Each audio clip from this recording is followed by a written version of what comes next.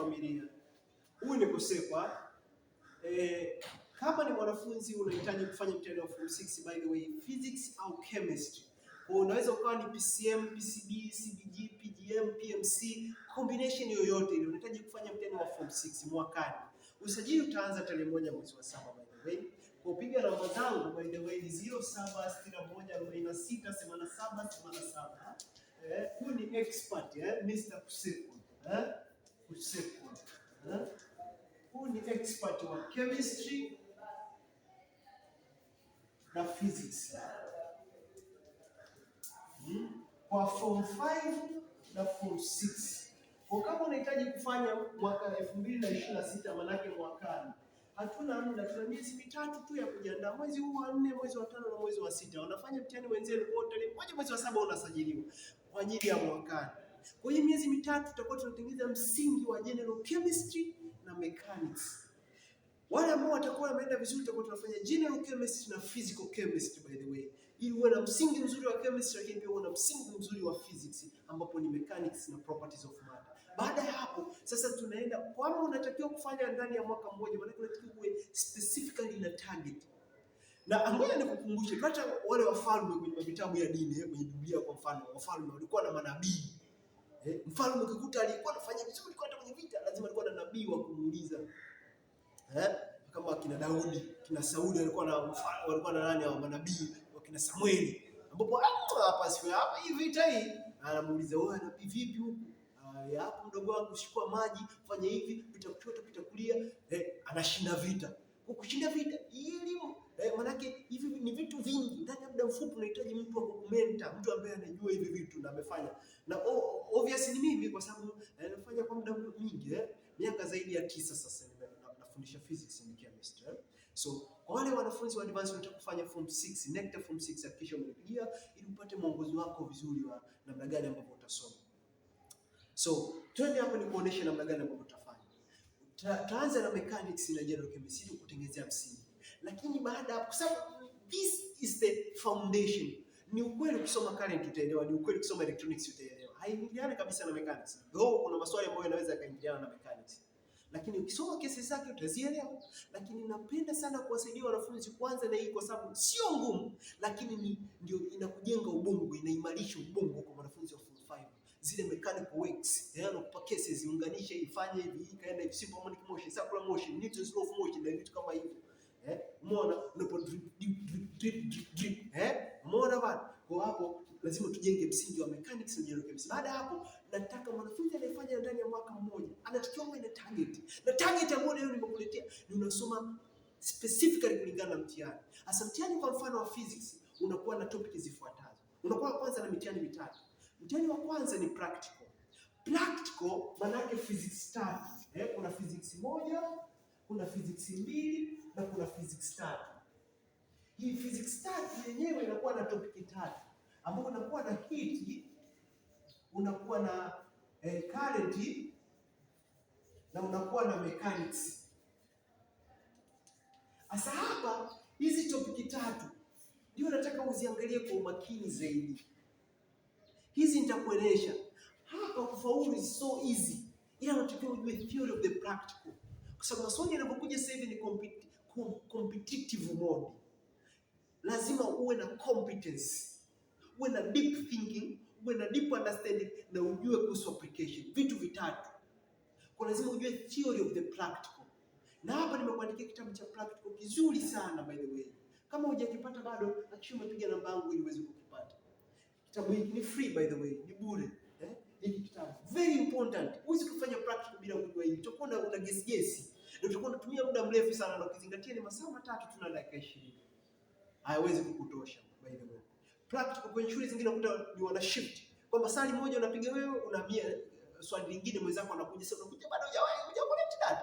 Kwa so easy kama unajua theory of the practical. Lazima ujue theory of the practical, ujue namna gani ya kufanya. Hata kama mdogo kushia unafanya chapa. Na by the way mwanafunzi anayejua. Maana yake ukijua theory of the practical sasa unakuwa mtunzi wa practical ile swali. Hapo ukishalisoma swali tunajua huyu anapitia hapa na pitia hapa. Kwa unaunga tu direct vitu vyako. Chap unamaliza unapeleka data unatembea. Hiyo. Cha pili ni physics 2. Hii physics 2 ina topic zifuatazo. Mwanafunzi Kwa utaanza kusoma fluid mechanics. Alafu utapata kitu kinaitwa properties of matter. Hii itakuwa na vitu vitatu: elasticity, utakuwa na surface tension, na utakuwa na kinetic theory of gases. Wanafunzi wanaizarau kinetic theory of gases, lakini that's very important mame. Kina root mean square, akina mean free path, namna kuzicalculate hizo. Sio stories, lazima uzijue kwenye properties of matter. Lakini cha tatu, lazima ujue kuhusu waves. Na ujue maswali ya waves gani ya kugonga. By the way, niligonga maswali zaidi ya 170. Kama bado hujapata video zangu, nenda piga hiyo namba kutumia shilingi 15,000 tu wewe. Upate video na upate video ya somo ambayo nimeclassify maswali vizuri. Maswali yale ambayo yanawapa shida wanafunzi. Na maswali ambayo ni kitonga, ambayo lazima usijue concepts hizo. Lakini cha tatu ni electrostatics. Electrostatics. Usiangalie tu video yetu unakaa saa zima unaangalia video yangu alafu haujui unatoka wapi unaishia wapi. Unless tayari wewe from 6 tena unajua vitu. Ndio unapita unaangalia. Acha kabisa huo mchezo wa kukaa unapoteza muda. Uko unapoteza muda. Hakikisha umejipangilia, unaenda na strategy. Au usifaulu advance ukasoma kama moja ukafaulu eti kwa sababu wewe ni genius. Strategy bro. Strategy is everything. Kuhakikisha umeelewa kuhusu nini ninachokuelekeza. Hii ni video kwa ajili ya maelekezo, kwa sababu najua mwezi wa tarehe 1 mwezi wa 7 wataanza kusajiliwa wanafunzi for form 6. Hakikisha unipigia namba pia kama hauna sehemu ya kusajili upate usajili wako. Angalia hapa electrostatics. Alafu ya mwisho electromagnetism na modern physics. Electromagnetism na modern physics. Kwa hizi topic 1, 2, 3, 4, 5, 6. Hizi topic 6 ndio maswali 6 ambayo yatatoka kwenye pepa yako, pepa 2 physics 2. Lakini kingine unatakiwa ujue kuhusu pepa 1. Pepa 1 yako wewe itatoka na vitu vifuatavyo. Itatoka na measurements. Kwa lazima ujue kuhusu measurement. By the way, kama bado hujapata video ya measurement hakikisha umetafuta measurements. Lakini cha pili ni mechanics.